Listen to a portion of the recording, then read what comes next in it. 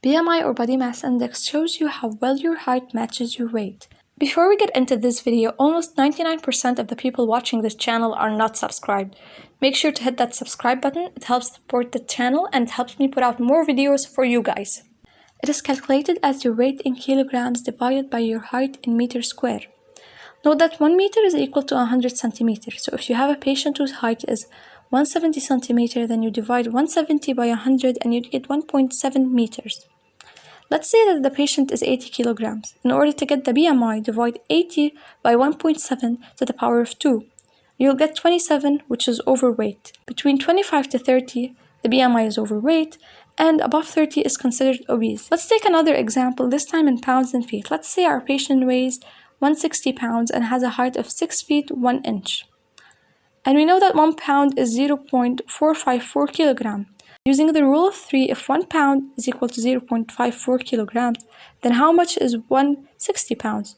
So you multiply 160 by 0.454 and then you'll get 72.64 kilograms. Now for the height. 6 feet is 72 inches and 1 inch is 0.0254 meters. And again, using the rule of 3, if 1 inch is 0.0254 meters, how much is 73 inches? And the answer would be 1.8 meters. And now we can calculate the BMI, which is 72.64 divided by 1.8 meters squared. And the answer would be 21, which falls in the range of normal. Let's take another example, but make it as a case study. Miriam arrives to the ER looking extremely thin. She weighs 38 kilograms and has a height of 154 centimeters. So first convert 154 centimeters to meter by dividing by 100, which leads us to 1.54 meters.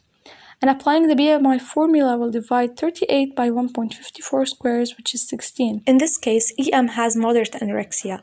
If you want to learn more about anorexia, check out this video on screen. If this video helped you out, help me out and hit that subscribe button. And if you want to see more videos like this one, click the like button. And until next time, stay wholesome.